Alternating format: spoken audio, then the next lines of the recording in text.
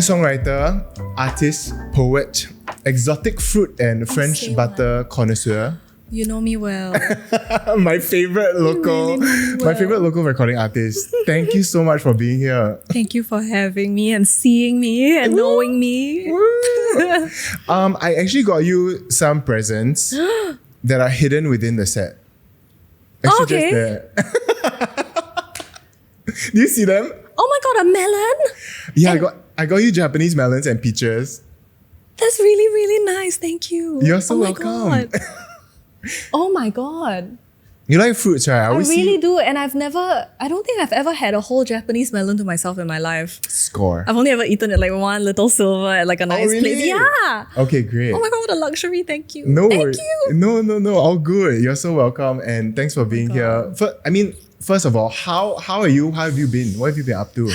I've been quite busy and sleep deprived. Okay, can't tell. But it's good. But it's been good.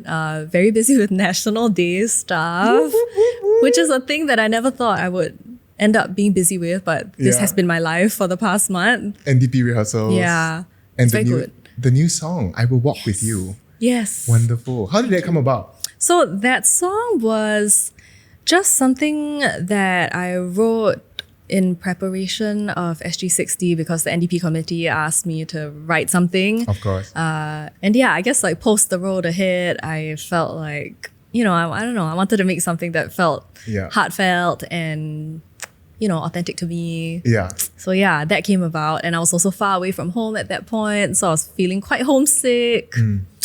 Yeah. Hey, actually on that topic of the road ahead, how was Yeah. that whole experience for you? It's crazy. I honestly haven't really thought about it until quite recently, the kind of impact that it's had in my life. Because I was never, I don't know, sometimes I hear musicians talk and they're like, oh, I've always wanted to write an NDP song. And I never considered that. Yeah.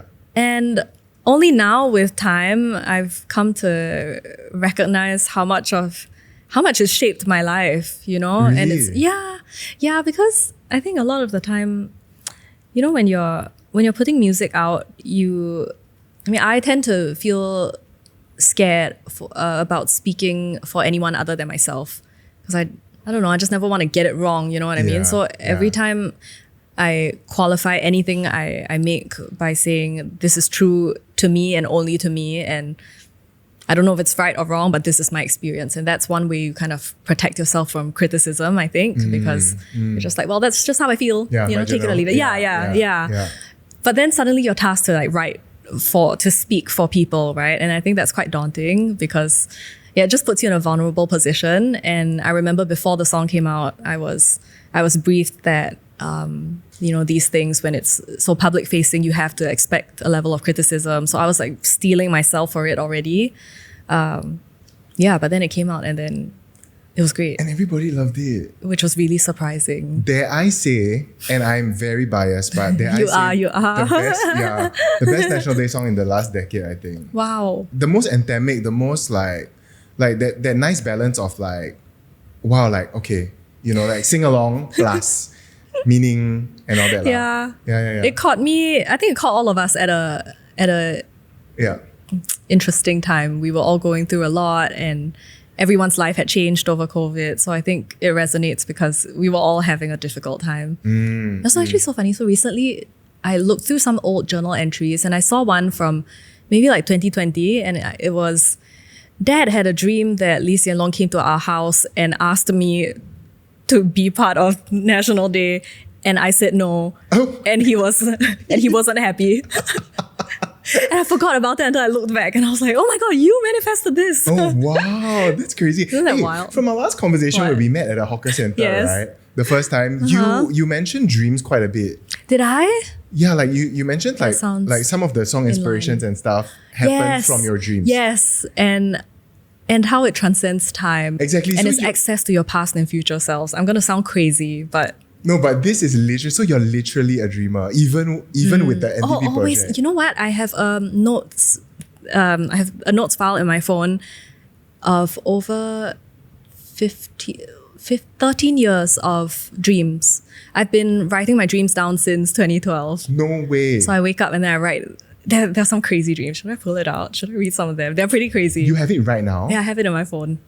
Oh my gosh, exclusive content. Not how I thought this interview would go, but Not how I thought it would start as well. But yeah. See, I have a dream log. You can see 2012 dreams, and it's extremely long. And wow. yeah. What is the significance or importance to you to lock down the dreams? I mean, I have some very amazing dreams, and I just don't want to forget them. They're like Wow. great stories, you know? Yeah. And it's like, okay, but I mean, I gave it a build up that I wasn't ready to commit to, but no worries. there are all these, I think they're like clues into your subconscious a Yeah. little bit. Yeah. I don't know if you relate to that, but I don't dream. That's the funny thing. What? Either I dream or I don't remember, or I just don't dream. really? Yeah, I just knock out and sleep for 7 hours. Wow. Yeah, that's why this is so cool to see. Yeah. Yeah, look, I dreamt that I was with Joel and Jamie having tea, and he was buying us macarons, and he reminded me of my stint in London, and I was laughing, and then all of a sudden I was on a sunny boulevard where a girl was talking to my friends. I heard her speaking French, so I went over and asked her if she needed any help. And then she led us to an alley, and it dawned on me that she was going to take our money, and she pulled out a knife and demanded for our wallets. But I Krav Maga disarmed her, and she had a bigger blade somehow, and I was trying not to get cut. I'm waiting for the novel actually. Yeah, I don't know. Wow. I don't know what kind of novel this is, but Really? I was learning Krav Maga at the time, so it made its way into my subconscious. And That's so. there are all these themes. There are lots of themes where I have once had one where my cousin turned into a bird, and then I deep fried the bird, and then I took a bite, and I was like.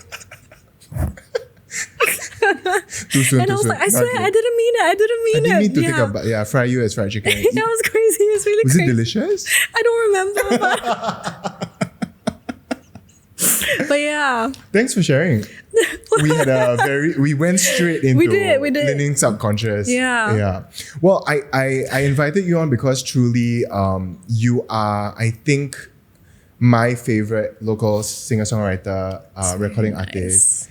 I've listened to you since I think your first EP album, Paris 12. That is the first. Yeah, Shah and I listened to Sticky Leaves. We were like listening to it years back when it was first released, and then we were like, "Oh my gosh, this is so cool!" Wow! And so I jokingly told my team before you got here, I said, "I think Linying's my favorite. You know why?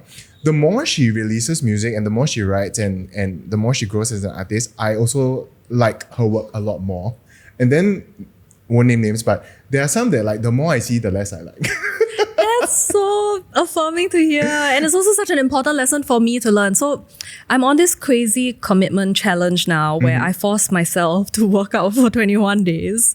And I follow this like really ripped Malaysian man on YouTube. Oh, wow. And the amazing thing is that so I'm like kind of an extreme person, and when I do something, I'm like, I want to go all in, and I want to, have like lots of quick ideas. I want to do everything fast. Yeah. But in this challenge, he's like, on day 1, you're doing 20 push-ups, and that's it. That's 3 minutes. That's it. I'm not giving you that high, like just because you Right. decided to get in. Yeah. We're not like going all out right now. We're going to slowly build up to it. And the longer you go, the better it gets. Oh, yeah. And that's something that I need to learn specifically because Yeah. I'm so guilty of this like shiny object syndrome. And like, whenever I feel charged on something, I'm like, oh, we got to do it. And we got to do it Yeah. all at once. Yeah, But yeah. I think I like life better when it compounds. And I find this to be true of, friendships, life, career, anything. It's time and consistency that gives anything legitimacy. And that's 100%. something that I Yes. need to remember. Yeah. And it's so nice to sort of like grow with you and then see ourselves in your work, the lyrics, right? And I'm sure you get it a lot from I get it because my listeners are all like me, And that's what I love about it. It's so nice, Yeah. Like there were many years where I was in these rooms with record labels, and Yeah. when you're doing things on your own, you're forced to, like, one part of you is an artist, the part of you that started, and then there's the part of you that's maybe a bit more enterprising, and you're thinking, okay, where does this fit? Like once you're done with the music, Yeah. Where does this go, and Yeah. how do we communicate this message well? How do we make it work? And so you're forced to think about trends and the landscape, which I don't necessarily like. And I think I don't know, sometimes it's a fun puzzle, but also sometimes it takes you out of the Yeah. purity of what you're trying to say. Yeah. And I remember in those times, there were moments, in the middle of my career feeling like, oh, am I not this enough? Am I not is everyone doing a different genre? Is what I'm saying even relevant? Yeah. You know, all these Yeah. auxiliary concerns The that commercial. that pollute what you do. So Yeah. I think part of that, one way to get out of that is to remember that your only job is to connect. And of course, no one can speak to everyone and be heard in that exact same way. So you just find your audience and you grow with them, you change with them. Absolutely, yeah. So let's take it back before we get into the songs, the art, the music, the lyrics. Yeah. I think a lot of people are curious, right? Because maybe like even 10 years ago, 15 years ago, I think it'll be very hard to say I'm a singer-songwriter full-time in Singapore. I'm doing this as my job, right? So could you take us back? Like, what were the earliest signs for you of being a singer-songwriter? And then when did you sort of realize like, oh, could I really do this for real? Like, It's a thing I've been thinking about a lot. When I was a kid, I always thought I would either be a pianist or a painter. Those were the two very lucrative job options that I had in my mind. And then when I was about 13, I started watching a bunch of American Idol. And I had just gotten into a new girls' school there where I had no friends. I didn't know anyone. And some kind of like bravery possessed me. And I was like, oh, IG Superstar, I'm going to join. I'm going to sign up. It was called IG Superstar. Yeah, it was so funny. It's just like, no shame, no fear. I was like, oh, why not? I'm just going to join. And I did it. And then I won it. And I was like, oh, maybe I can do this, you know? Like, it was my first ever sign of affirmation, that little trophy of being like, What did you sing? Curious. I sang, my winning song was Chain of Fools by Aretha Franklin. Brave. I was a little, tiny little Asian girl singing a black woman's song. Did your friends even know that song? No, probably no, right? not. Yeah. Wow, interesting. It was quite crazy. That shows me that even like what you were familiar with, your sort of like range that you were listening, like it was digest. just a lot of American Idol. Not a cultured kid. I just watched all these talent shows, and that's how I discovered a lot of old music and understood these things. Yeah, but I think that was my first little sign. And I think affirmation is important, just as much as knowing and inner knowing is, you know. Yeah. Sometimes it's easy to lean one way or another. Yeah. But I think the two are important. You need to know something for sure, and then you need to check your environment for it too, and play with what's around you and hope that it's consistent with what's in you. Yeah. So that is the sort of like singer side. I mean, like, how did it sort of morph into a songwriting and then eventually a career? Yeah, being an artist, right? Yeah, because I think for a long time I thought, okay, you're a singer, and then I would get these like scouting emails from entertainment agencies, and they would all tell me, you have to sing in Chinese, you have to sing in Chinese. And oh my gosh, I'm sorry, I just you sound like you have interject something to because when I was in MediaCorp, tell me, what's that word like? You have to host and act in Chinese. And you have to be that 男主角 type, which I'm not. Yeah. So I just couldn't click. It wasn't for me. Similarly, I imagine for you, it was just... And I remember they always said, no, you do that first, and then you can do whatever you want after. Exactly. It's a lie. It's like what you said, you have to do it first, and then you can do whatever you want. Yeah. Which is, I don't know, that rule I think is... It's a big lie with everything. It's like, oh, just do this first and then you will get the freedom to. But no, once that becomes your life, you're just not, you need to keep it up in order to maintain it. Yeah. Which is kind of a big philosophy that I continue to hold. So you said no? Yeah, I said no. But at the time, I also don't think I saw how it was going to be viable. I didn't know what ways there were to be an artist. And at the time I was still in school. My parents were quite pragmatic. They were like, get your degree. It can be in whatever you want. So I chose history, the next most lucrative discipline. Yeah. And so that's what I studied. Literature. I was going to major in lit, and then I took a very good art history module. And I think what I love about history actually is that it sets you up with this foundation upon which you can then access any kind of art, you know? Yeah, you can read books with that historical context in mind and understand why people felt the way they did and why this art is important and subversive or whatever. But yeah, so I think that I'm really grateful for that because it gave me a good base and it gave me perspective. And I was also surprisingly opinionated about the way I was going to approach music, even at that age. I was so young and I didn't really know what I was going to do. But I remember thinking music is the closest thing I have to magic and I don't want to learn too much about it. Don't show me what's behind the curtain. Let it be magical for me. So I don't want to learn too much, Yeah. But it's a fine line because I did still play classical piano since I was a kid. So you do need some of that foundation and then you can express yourself. Yeah. So, yeah. So how did that lead to maybe your first sort of commercial breakthrough or your entry into the I think I stumbled my way into it as I do with most things. Yeah, do you have those friends who they have an idea and then they plan it and then they start and they will it into existence? Yes.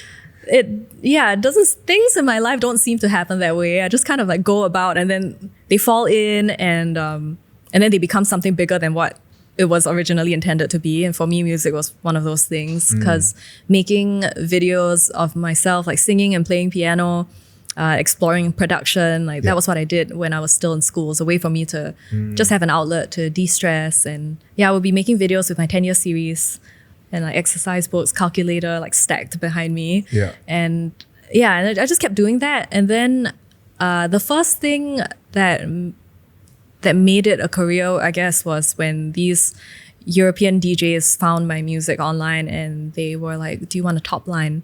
And I had to Google what is a top line. And there were no answers, but it's basically what you sing and write on top of an instrumental track. Okay. So there are all these DJs who make instrumental dance music and they don't have a vocal line for it. So you have to write and sing it. Wow. And so that's what I did, even though I did not like dance music at all. Yeah, I was going to say, so your first sort of portfolio is EDM. Yes. Yeah. So there's a whole bunch of people who know me from EDM. Then there's a bunch of people who know me from my music that I like. Oh. I mean, not that I don't like that, but this is an extension of myself. Yeah. The EDM is math. It's That's so interesting. Yeah, it's very interesting. So that ended up taking off. I got signed to these big electronic labels. I ended up going on tour across Germany and Austria with the DJs playing these big real? venues. We were on a tour bus and wow, I had no idea. It was quite wild. That's wild. And you were 20. I was 21.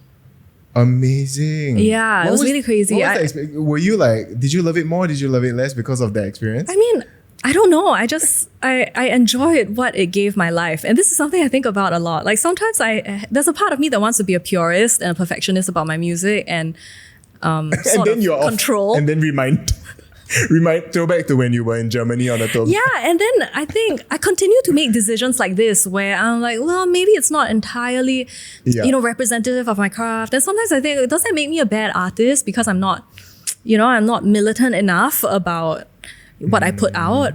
But at the same time, I'm like, I have a really fun life and I have amazing stories. That experience was wild. And I missed filing for graduation because I was running off on a tour bus in Germany and it was... That's amazing. It was quite wild, yeah. That's amazing. It is pretty amazing. And so from that, you naturally, I imagine, you're already familiar with production and you started making your own music. Yeah, and then I think when that happened, I was immediately like, okay, now I really, really need to put out my own music so that people don't only see me as this as EDM voice. Yeah, exactly.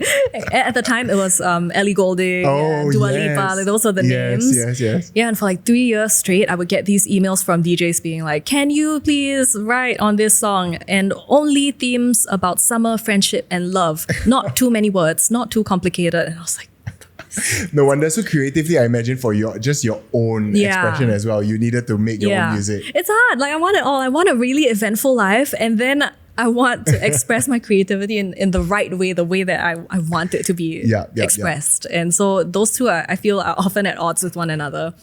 But still, I'm greedy and I want it all. And so you started your EP, or did you just start with Sticky Leaves? Was that your first? Yeah, Sticky Leaves was the first song. I spent 9 months on it. It's a full term. I carried the baby, delivered her. Yeah. And Were you anticipating that level of commercial success in that sense for Sticky Leaves? No, not at all. I remember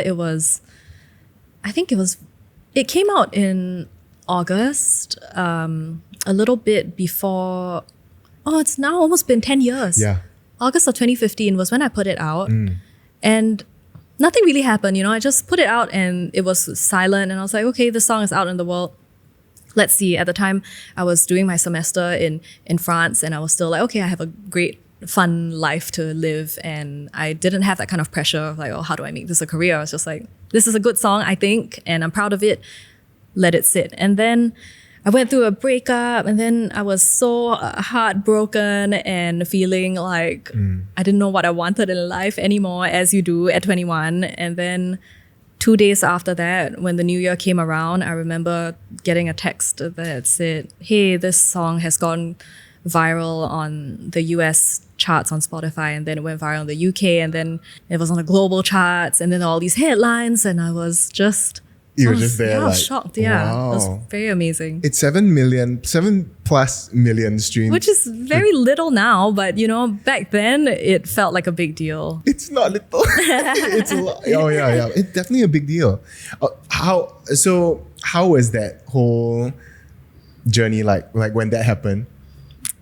It was really nice and affirming, but I think it really paralyzed me, because I think there's some kind of like protection you give yourself when you say that you don't care about appealing to anyone, right? You're like, this kind of that whole thing about, this is just my story. This is what I care about. I don't need it to speak to anyone. It only speaks to me, and that's enough. And that's kind of a defensive approach, because ultimately, and the reason why any of us do what we do is because it's to connect, and you can't lie to yourself about that, So if you want to take the good things that come with that, then you have to be ready to take the bad as well. So I think once I saw what the music could do for me, it gave me a sense of confidence and identity. And then I was scared to lose it, and I was like, how do I keep this up? How do I live up to whatever these headlines are saying? Yeah.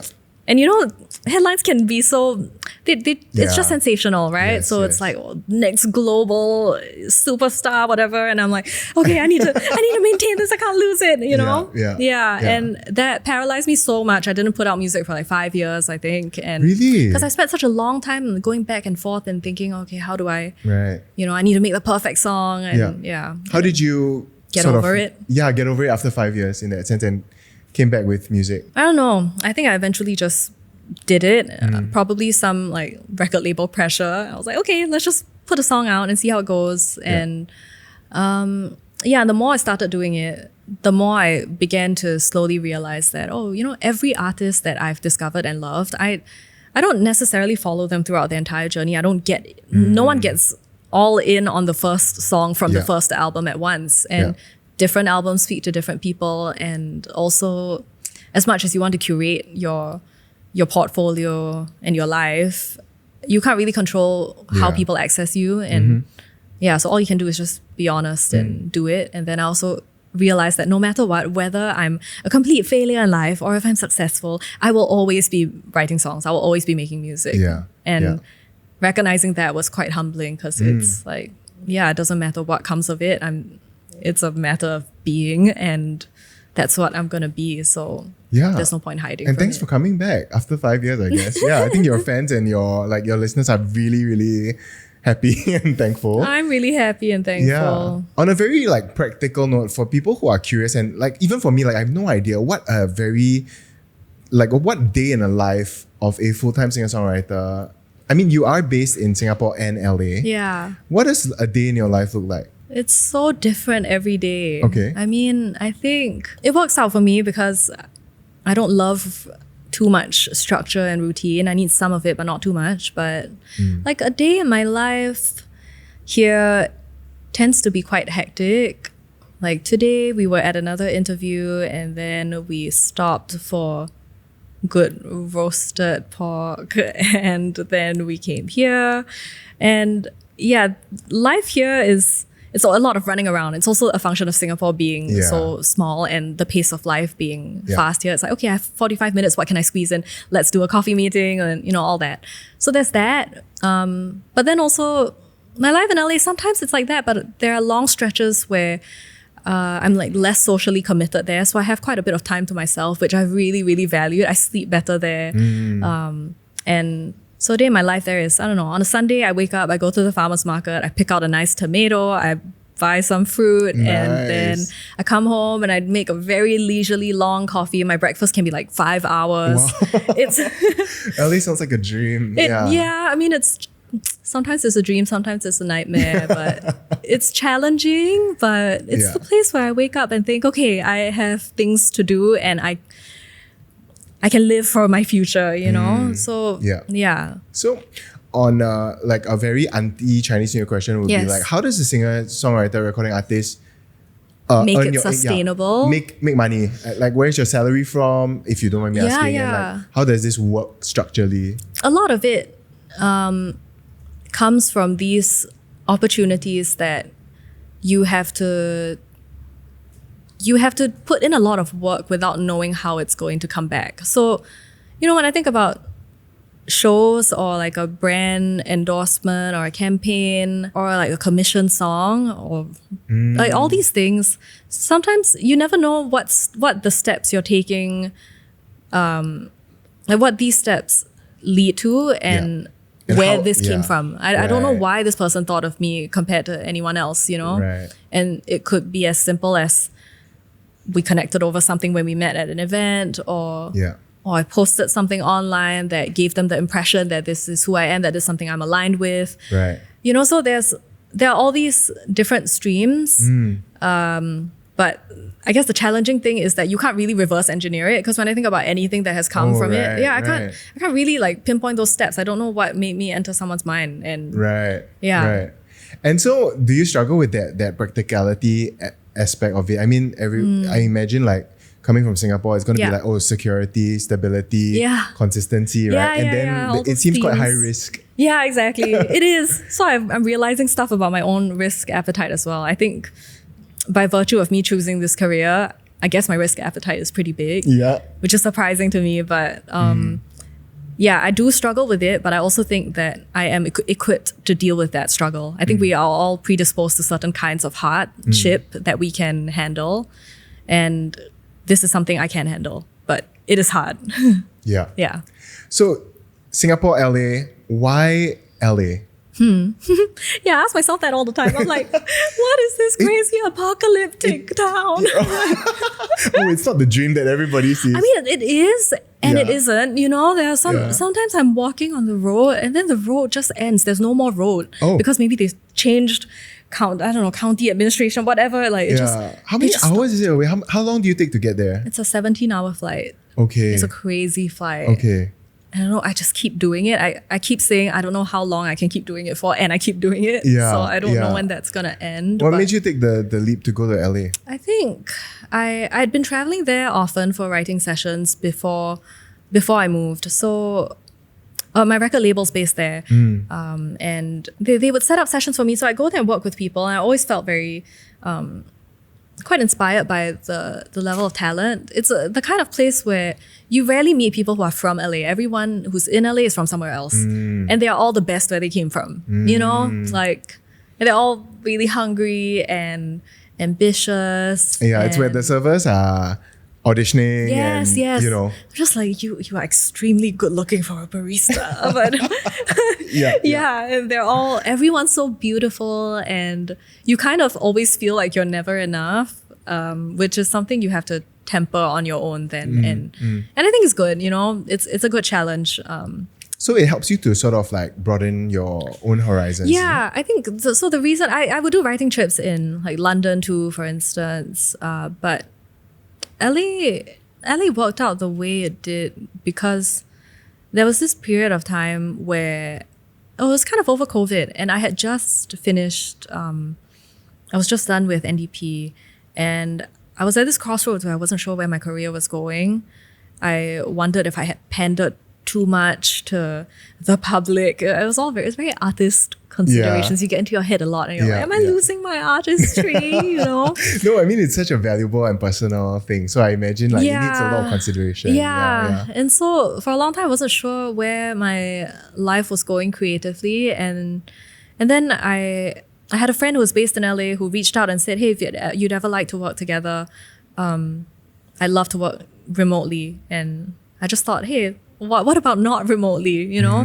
Because for a long time, I was afraid to believe in myself without anyone else believing in me. I was always waiting for some agent, some label, some manager to like make it happen, and they always did, so I always could like rely on that. But then over COVID, it was like the whole industry was falling apart and no one knew what was happening, and I felt quite scared. And then I just thought, well, I can do that. Why have I never thought to take the initiative to make something happen for myself? So yeah, I took a little writing trip there, and then that was when I really started connecting with people and understanding like, oh, this is a bunch of people who understand what it's like, that, you know, they're going to be making music whether or not they eat off it. Wow. You know? Wow. So that was inspiring for me, you know, Yeah. in our landscape here, Yeah. where it's so like, For sure. Yeah. And then I imagine like, because over here you just have to, I imagine there must be a need to make that compromise artistically because of Yes. commercial work. yes, Right? you always feel like you're forced to compromise. Yeah. So it must be a nice breath of fresh air where the artists there are like, no, we will. We will die on this everyone's hill. so strong-willed. Like I thought I was being unreasonable and strong-willed and unrealistic here, but then I go there and I'm like, no, you know what? I'm a level-headed person. Oh, I'm that's measured. I'm sane. Has the journey been lonely? Yes. Oh, And that's no. a difficult thing for me to admit because I'm always, yeah, I hate admitting where I'm lacking. But then I'm also redefining what strength means. This is a very personal journey for me. As cheesy as it sounds, but it's true, you know? Like, Yeah.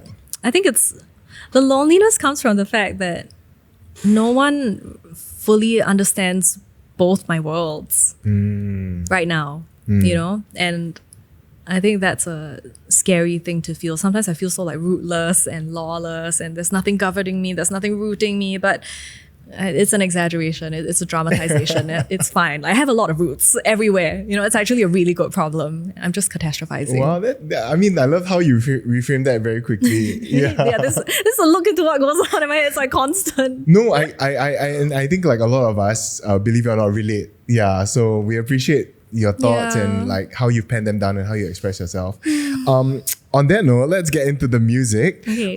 You were talking about headlines, right? One Yeah. of the more sensational headlines was that you've been told that your music is too sleepy for a crowd. Yes. You've been told that you need to write more upbeat, whatever songs that people need to sing to. And you've clearly gone ahead to prove everybody Yes. wrong.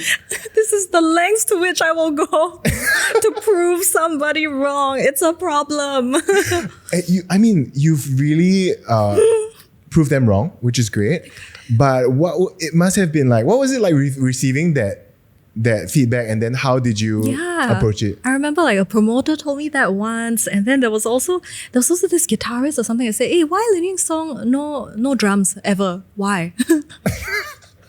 Fine, I put. And I was like, "You want drums? I'll give you drums. You think I'm limited? I'll show you." You know, and that's exactly what happened. I ended up making this entire album with 3 guys who played in punk bands, and I was like, "You want to see how heavy I can get?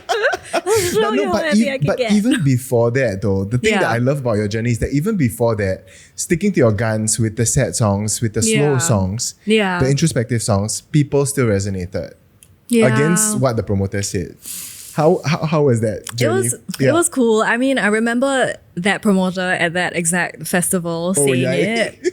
Yeah. We won't name names, but I remember as we were sound checking, I saw Sigur Ross in the crowd listening to our sound check, nodding, and I was like, Yeah. see, there are other quiet people like me too. Absolutely. Yeah. It's affirming. Yeah, and then you sort of like, you didn't like immediately rebel. You mean the drums came in in the latest, the sophomore album, right? Yeah. Not like, okay, immediately drums in. That's probably another pride thing where I'm like, you think I care so much about your opinion that I'm gonna change what I do for you, but then I actually do. It just like takes me such a long time to catch up with my own feelings. So It's like delayed people pleaser. yes, exactly.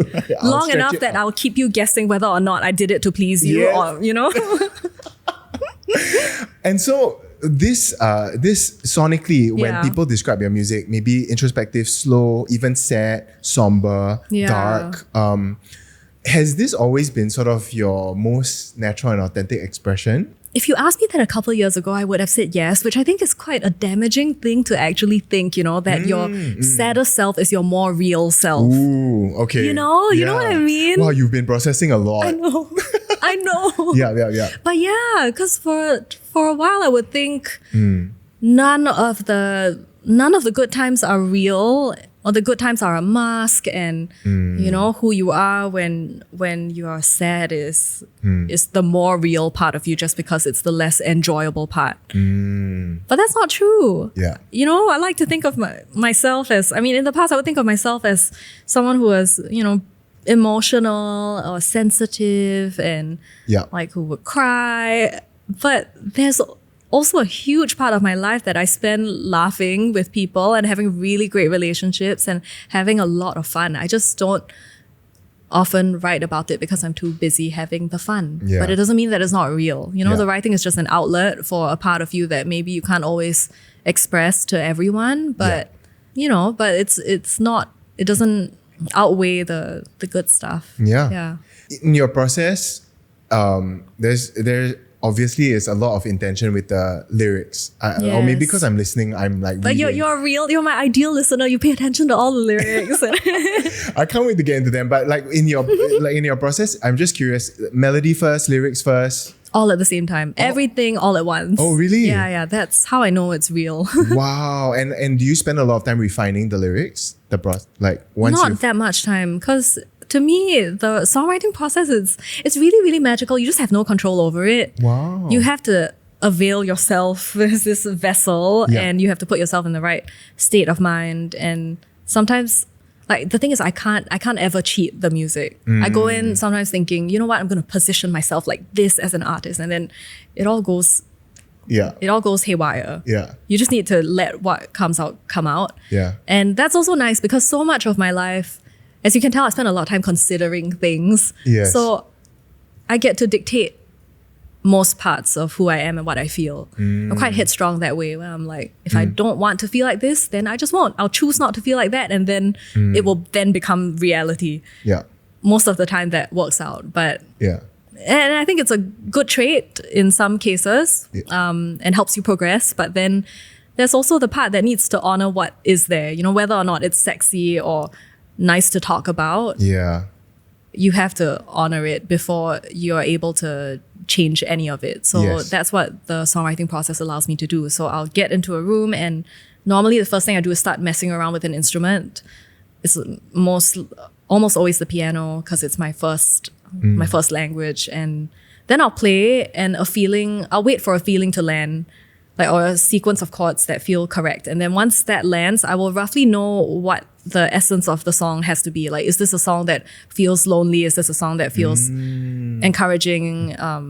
So once that emotion is sort of locked in, the words will start coming. I'll kind of sift through an internal library of all the feelings that I've been, keeping in store, and then it will start coming out in these metaphors that I might not really understand until sometimes hours and sometimes years later. Wow. Yeah, it's amazing. So it just is okay, let it be catharsis for me.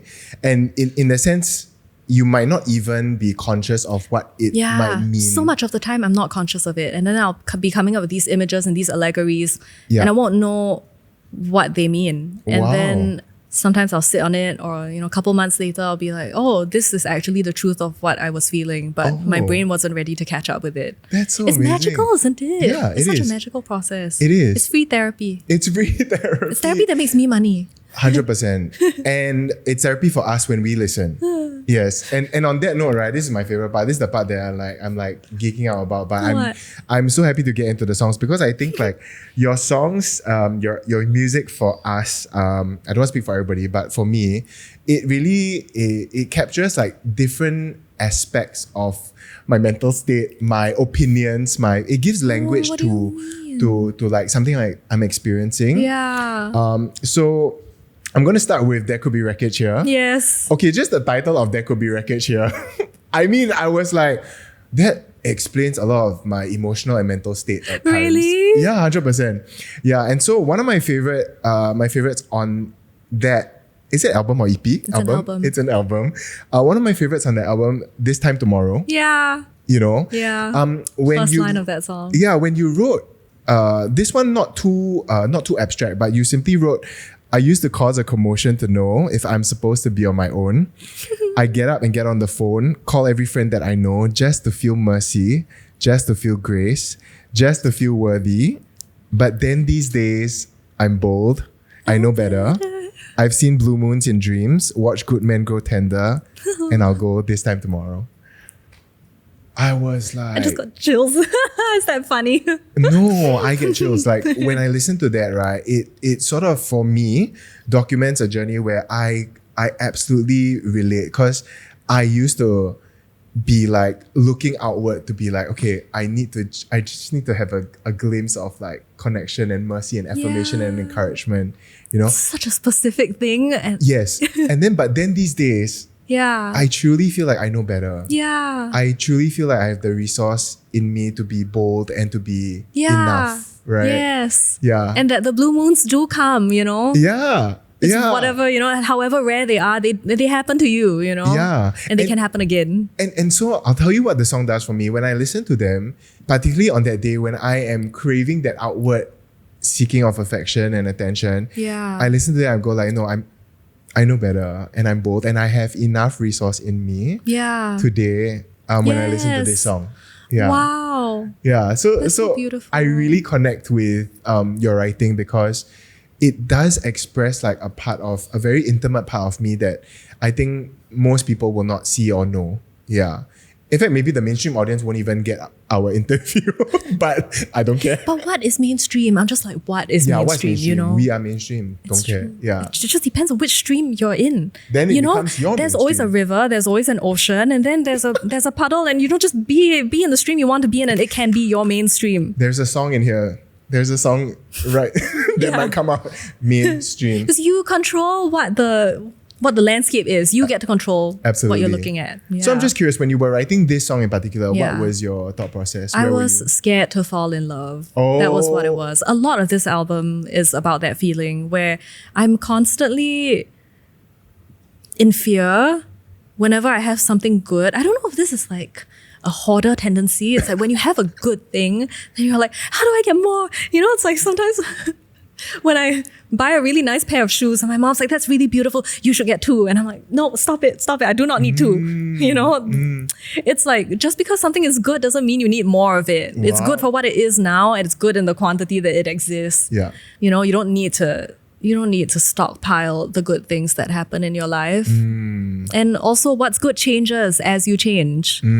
So that's something I always have to remember. And, you know, with this album, I think I've always made love a priority in my life. And so when I found it, I felt so scared to lose it. Sometimes I don't know if that's prophetic, you know, like if you have that fear, you end up making Right. that fear come to Yeah. fruition. Maybe. Maybe, you know, but also that was me trying to navigate that with myself and just, I mean, now I'm in a different place. And I don't think about it like that anymore. Because of course you're always going to feel fear about losing things. Yeah. But you also don't feel fear forever. You feel Yeah. sadness about the loss, but you're not sad forever. Like that passes. Then there's no way to avoid it, but also it really doesn't last all the time. Yeah. Thank you. Thanks for sharing that. And thanks for writing this song. I love it. Thanks for getting it. You are my audience. I mean, I like to think I get it, like, because I get it in my world and in my head. Like Yeah. these words suddenly fit my like the very intimate parts of my mind. The other one that really resonated was Faith. Yeah. I speculated if it was about you being single. Oh. Okay, that means no. That means no. Okay. No, it's my struggle with religion. Oh, really? Yeah. Okay. I see it now. Yeah. See, this is so wonderful, It's right? so wonderful, Okay, yeah. because I'll tell you why. I'll tell you. Yeah. What did it mean to you? Because what you it- see what you are, not what it is. I see what. Right. I see what I am, not what it is. Dang. Yeah. You wrote, "I'm still lost, like star-crossed, tongue-tied, grown apart. It's been hard on me." And you know, just for somebody to just say it's been hard on me, again, there's a part of my mind that has thanked me for the acknowledgement to go like, actually, this has been hard on me. Yeah. So thank you for writing that line. Singaporeans are very tough on themselves. I don't know if this is country specific, but I find that Right? we're hard on ourselves. And so it says, something holy gently told me I can be free, just got to be a little bit blind. So I don't look too hard. I just play my part and see what happiness looks like on my knees if it comes to me. I want a little faith in me.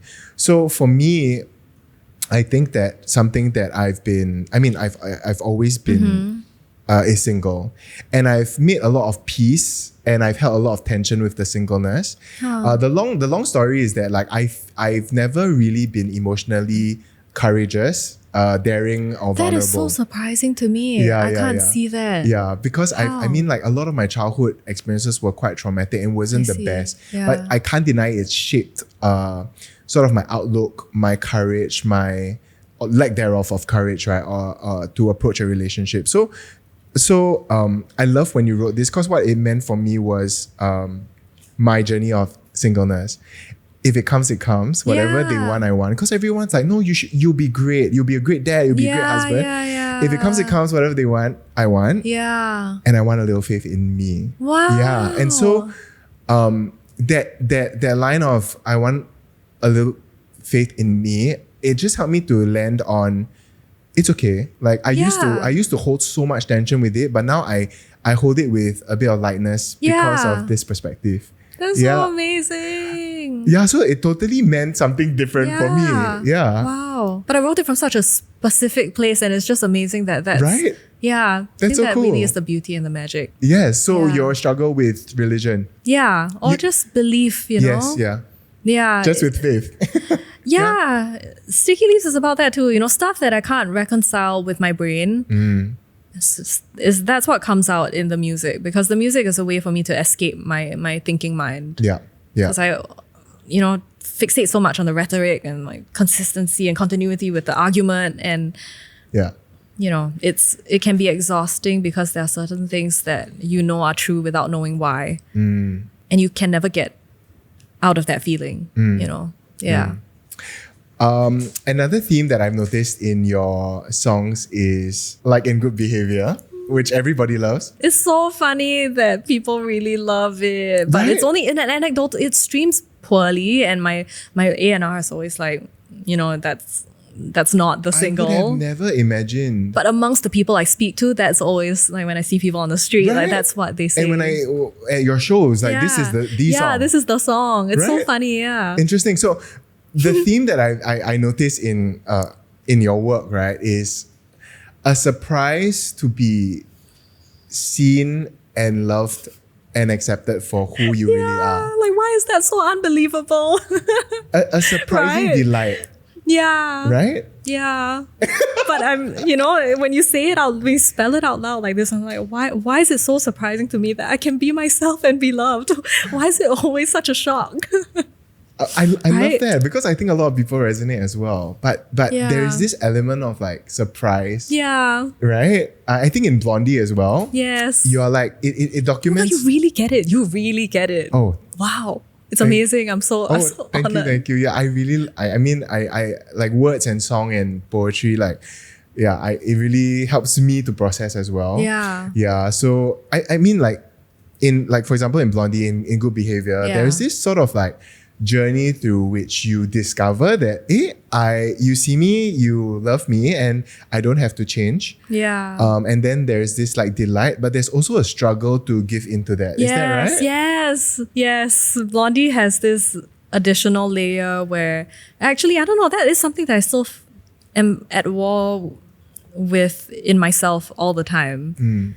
There are experiences in my life that have shown me that I am free and safe to be who I am, and then there are others that show me otherwise. And as someone who wants something to be able to hold true in all situations, because it gives you that sense of control, you want to be like, well, which is it? Tell me which one it is. Am I loved for who I am, or am I not? But of course, you'd never get that answer that's real for all situations across all time. That does not exist. They all exist at once, Yeah. They're both true. Sometimes you are seen and loved for who you are, sometimes you're not. Yeah. So what are you gonna do about it, you know? Yeah. I love to hear and see that journey of like discovering that, learning to accept it, being surprised by it. Even in good behavior, you say like, everybody love my good behavior, everybody love me softer, sweeter, and you don't really ask for either. You only ask that I believe you. And I'm like, what? Like it's a real struggle. Yeah, it's a leap of faith as well for you. Yeah. So I noticed in Blondie, then like sort of that journey goes through noticing what the other party perhaps notices and learning to accept it. Yeah. Yes, and seeing people see you in a light better than you see yourself. I don't know. I'm still making my mind up about this. So sometimes, they say, don't let people tell you who you are. I get the merit in that line of thinking, but also if I really look back in my life, there's been so many times where people treated and saw and loved me with so much more than I thought I deserved. And I'm glad that they told me who I was, Love that. And okay, sonically as well. Yes. Good Behaviour and Blondie are generally sounding very happy. Yeah. Which is nice. Yeah. Right? It's not like why is it so hard for me to accept that you love me? It's like, hey, I'm discovering joyfully that I'm loved. And here's a little hint of the complexity behind this feeling. But by and large, this is a great day. We're having a great time. Yeah. And Blondie feels like, I mean, I heard you say that it felt like you were having a good day out swimming. Is that in a right? lagoon, yes. Where? In a lagoon. Oh, in a lagoon. It was such a storybook moment. I was floating in a lagoon and I was like, wow, I'm being appreciated. Oh, nice. And you wanted to sort of sonically capture that. Yeah, moment? that kind of lightness, because I think, I don't know, there was another part of me that was like, you only think this way of me because you've only known me for a day. You don't know who I truly am. Wow. Yeah, which is another thing I always struggle with. I'm like, if you really knew who I really was, you wouldn't feel this way, which, Okay, so on to Swim. Yes. Since we're going from that was Good a Behaviour. deep dive, yeah. Can you tell us a little bit more about this sophomore album? This album came from a line I said to myself that was, if you want to swim, swim. And part of it is about my decision anxiety. I can often get very focused on doing it the right way, making the right choice, that I end up stressing so much about that process that any choice at all, is better than the pain I go through deciding on what the next correct step to take is. And that's something I've had to sort of overcome and understand that there is no way to protect yourself from all bad outcomes. You can only be able to make your peace with it. And the only way you do that is by honoring how you feel in that moment and making a decision, So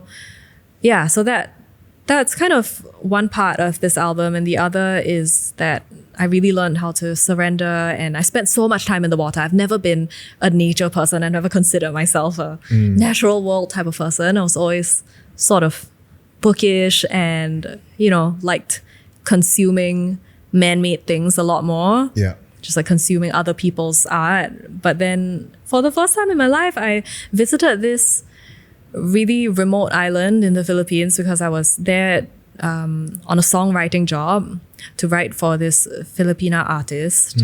And she was parked away in this like really, really like untouched part of the Pacific Ocean. And I had never seen that kind of emptiness in my life. In our world, in Singapore, everything is just so manicured, right? Yeah. And it's unthinkable to me. And over there, I was like, oh, this is what the natural world is like. Like this is where I come from. This is my habitat. This is the habitat of my people. And so it was really interesting for me to see how untamed the natural world is, because it then taught me to accept the untamedness of myself, of my internal world. Yeah. When you see that there are so many forces that are beyond your control, then that kind of gives you comfort in realizing that whatever's within you, if you're having a hard time going through anything, and at the time I was just going through a whole period of like flux and and all these like relationships in my life felt fragmented, and I think I felt so comforted seeing that the natural world is the same. It's unfeeling and it consumes everything, and it's that you just can't. It's not bound by any sort of law. Yeah. And then that makes you feel like, okay, this is normal. This kind of chaos is extremely normal. Wow. Yeah. I better get in touch with nature. Yeah, Then I can feel quite consoled. It's true. Like all this mental mess is fine. It's natural. Yeah, exactly. Right? Yeah. I told you the first time we met that my absolute favorite song of the album is The Key. Yes. I love very sad songs lah, but The Key was so like also because of timing. It came at a time where it was just so just like sonically, right? And the words of the song, again, I see that theme of that theme we were talking about. You write, no more making space for the truth to shift, no more saying yes for the hell of it. I'm malleable enough for the shoe to fit. It's so nice you don't require it. Again, that joy of like, it's so nice that you don't need me to change. Yes, but I've become so good at changing, I've become so good at it that I could have done the best job in the world performing, and you never need that mask from me ever again. And it's so nice. Yeah. Yeah. My only gripe with this song is that it's 2 minutes 41 seconds. You just have to play it over and over. I think I'm the top listener for The Key. I would like to self-proclaim.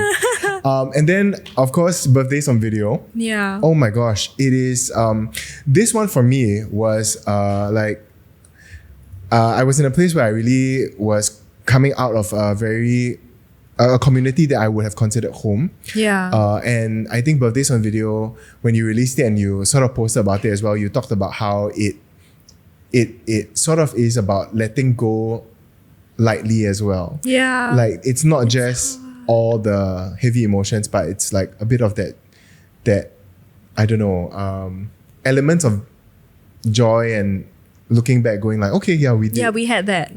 Yeah. Yeah. It's hard. It's hard to have that kind of lightness when you're feeling heavy things. Yeah. So I absolutely love so I think for a lot of your listeners, like these songs just meet us at a point of time. It must be quite surreal for you to hear sort of our take on it, right? Yeah, actually the craziest thing is to see how much alike we are to one another in this one way. It's really nice, Yeah.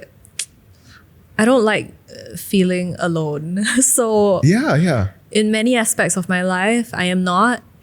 And you know how like different friends fulfill different needs, and I feel like I have a lot. I'm set up really well. And then in this one arena, I have like these listeners who get this part of me, and it's so nice. Yeah. So nice to like have that companionship. For sure. Yeah. So, Birthdays on Video, surprisingly, you also told me it's about a dream you had. Is that right? It's about a feeling that I hadn't felt until 2 years later. It was crazy. That's crazy. Yeah. Birthdays on Video, I remember writing it about this fire that had. So the producer I worked with, he told me about this story about how lightning struck a tree outside his parents' house and burned his entire house down. And I remember that was the story that he told me on the way to that session. And then as we were writing, that kind of imagery made its way into the song. And it feels like a really personal song, but as I was writing it, I didn't tie it to any sort of personal experience. Oh, okay. And I didn't even know what it was really about, but the song came out really fast. It was like 15 minutes and it was done. Whoa. Yeah, and I was like, I don't really know what this means. Okay. It doesn't really mean anything to me. I don't feel any particular attachment to it. But in the song, there are all these parts about letting go and, how we really wish that it didn't turn out the way it did, but we honor what we had, and that wasn't something that I had related to at that point. And then 2 years later, 2 years later, all those things started coming true, and I started feeling those feelings, and I was like, oh my gosh, like that my past self was writing a song for my future self. That's insane. That's insane. It's really quite insane. That's crazy. It's scary. For me, I remember I was in Japan and it was winter. There is this particular part of the song that really wrecks me, which is the second pre-chorus where the harmony comes in for "Don't be upset." Yeah. It's just brutal circumstance. Yeah. And then you go on to just say, "I know, I know, I Yeah. know," and I felt that it is so, in a sense, like contrasting, right? And like almost somebody consoling you. Hey, don't be upset. Yeah. And then, but sonically as well, Yeah. it's semi lighthearted, but then the words are intensely heavy. It's just brutal circumstance. And then I'm going like, I don't know how to explain, but this is exactly how I feel. Yeah. It's like, it's just brutal circumstance. Yeah. And then you go like, I know. And then I'm like, okay lah, someone else knows. Someone else knows this brutal circumstance and the pain of going through a brutal circumstance. Yes. And then of course comes to the chorus, which is, hey, it's time to let go. It's time to move on. But we had that. Yeah. We can both say we had our fun. Yeah. Yeah. And so that really helped me to process all of those emotions and brought me a lot of comfort. So I think for me, especially, it's so strange to say this, but in Japan, winter 2023, the Key and Birthday Song videos really helped me to come out of that really like difficult season. Yeah. That's amazing. Yeah. So it was like on repeat, non-stop for me. I should start charging by the hour for therapy. You should. You should. No, but from the bottom of my heart, I want to say thank you so much for your work and your music. Thank you. Yeah. Thank you. So do you like your followers, your listeners come up to you and tell you these like what I'm doing right now? Not with this much complexity. Like you're giving me like a great breakdown. It's amazing. But yeah. I think a lot of the people who do come up to me and talk to me about these songs, they'll highlight little parts. And every time I put up a new song, people are like, "Oh, where are the lyrics?" And I love that because I'm that person too. I'm always trying to read the lyrics as I'm listening to the music. This is great therapy for the version of me that had to get those emails from the impatient European DJ saying, "There are too many lyrics here. Can we please cut short? Can we please make it about simple themes like summer, love, and friendship?" And now you have Aiken Chia saying the key is not long enough. Yes. What an upgrade. Okay. I think me and you could go on for hours, but some closing questions. Yeah. What does success look like for Linying now? I've really had to redefine this idea. Like, I told you about how I feel like I sacrificed my artistic vision so that I could have a really fun, interesting life of going on tour in Europe. Things like that have made me really think about like, what is a successful life? If I'm missing out on my friendships for work, if I'm missing out on my family, if I'm sacrificing my 5-hour-long coffee and breakfast at home, is it really that much of a success? Like how much of it is vanity and proving something and how much of it is actually enjoyable?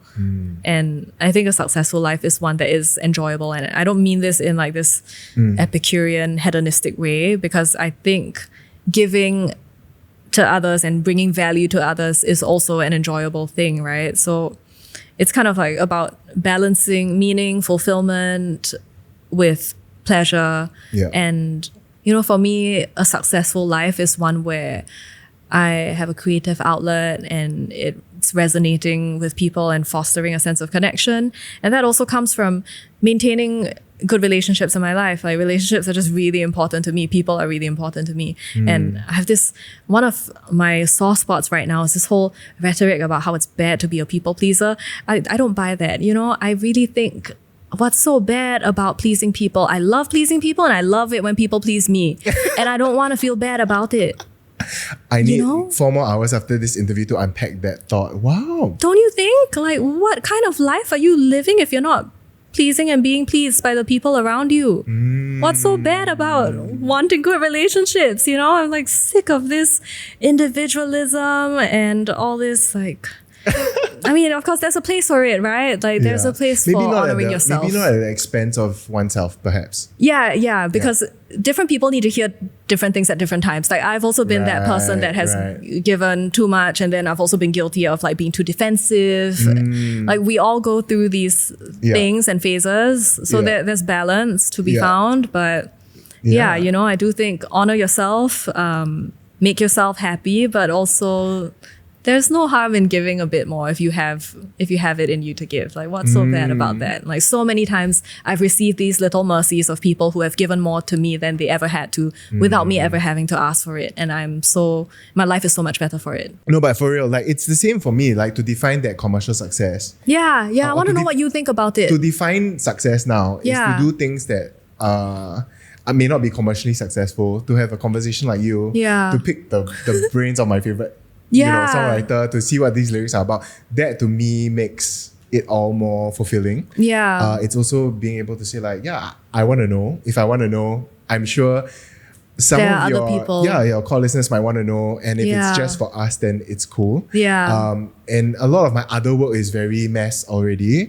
So it's nice to show maybe like what you were saying just now, it just recalled something to me where I'm realizing that we need that balance of what maintains our body, so what feeds ourselves, and then what feeds our souls, and the two need to exist 100%. At the same time. We need to do NDP songs, and then we need to do the one where nobody has any say, right? Yeah, exactly. Same.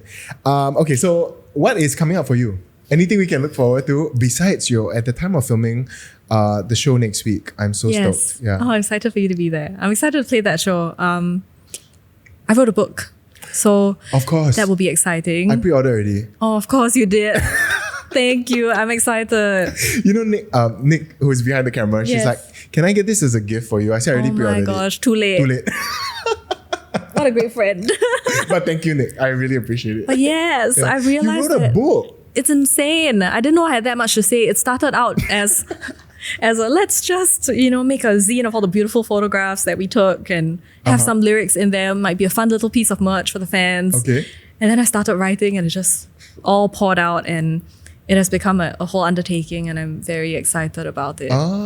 What's it about? Any sneak peek? It's about this album and all the stories that went on that made the songs. They're like little emotional slices of everything that I went through. Wonderful. Yeah. Okay, before we end, if I could trouble you, this one was quite interesting to read. Could you share the story about how you were called to perform for the Prime Minister's inauguration? Oh, yes. Yeah. That was crazy. That was a crazy thing. I read that you were like somewhere on a remote island when you got the call. Yes. And also, did you know I was never meant to perform The Road Ahead? I was only meant to write. And then I think someone heard the demo and was like, who's this singer? Maybe we should get her to perform it. So I don't really know what happened to this day or how it all came to be, but things just snowballed. And that's great. And then before I knew it, I was on an island chilling.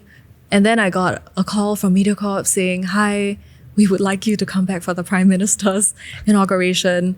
How soon can you get us This is Prime Minister Lawrence Wong. Yeah, so this is inauguration. Yeah. Wow, okay. And I remember thinking I have to make it for my flight back to LA, but I'm canceling it, right? I have to. There's no way I'm not doing this. And then I had to think about, they asked me, can you make a version of this song that's for that situation? And I said, yeah, I'll have to reproduce it somehow. And I didn't have any gear with me because I was just on holiday. So I went to this like beach bar and I asked the DJ, I was like, hey, that looks like a MIDI keyboard. Can I borrow it? And he was like, yeah, sure. So I took his MIDI keyboard with me to the hotel breakfast lobby area, and I plugged it into my laptop, which wasn't plugged into a power source. So I had only like so I only had that duration of my laptop. Yeah, to reproduce the song. So this is part of this whole theme that I have about limitations and how they bring out your truest creative self. Sometimes having access to everything actually paralyzes you. So having parameters is really important. In this case, my parameters were being trapped on an island with limited battery. Yeah, with limited battery and one MIDI keyboard and my like shitty headphones. And I was like, okay, I guess I'm making this for the Prime Minister's inauguration. So I started playing it. It took me like an hour and a half to come up with the arrangement. Wow. I don't know. I don't normally work that fast. As I told you, Sticky Leaves took 9 months. I carried a full baby with that song. And this was really, really quick in a day. And then I sent it off, and And then to just hear it back now, when I look back at the videos, and I'm like, this is the most, I don't know, legitimate setting I've ever been a part of in my life. I kind of thought I was over stage fright for the rest of my life until I was on that carpet looking at the entire cabinet. Yeah, singing.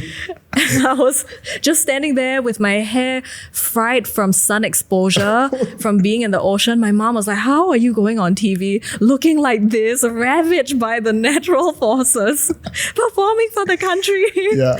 But yeah, that was how that event went down. Amazing. It's one of the craziest times in my life. You pulled it off. I did somehow. You absolutely pulled it off. But you know, behind these like situations, I'm always, whenever I'm on like a national stage on TV, I'm always thinking, is this the day I twist my ankle and fall on stage and be known forever as the girl who fell on stage? So there's this constant fear in my head. I'm glad it didn't happen. Me too. But I think Prime Minister Lawrence Wong, if you ever are watching, you would have never known that that was the story to that performance at your inauguration. Yes, that I made this whole song off a random beach bar DJ's keyboard for your inauguration. This is the legacy of your... With 1 hour left on the battery. That's such a cool story. It's really one to tell. It's really bad. One for the kids. That's really cool. Linying, like I said, I think I could speak with you and expound all the lyrics for hours and hours, but I just want to say from the bottom of my heart, as a fan, a listener of your work, I'm so thankful for what you do. And I pray you selfishly never stop so that we can all share in that humanity and find that same comfort. The common ground, the ways in which we're alike. Yeah, absolutely. So thanks for being here. Thanks for your music. We really appreciate it. I really appreciate you.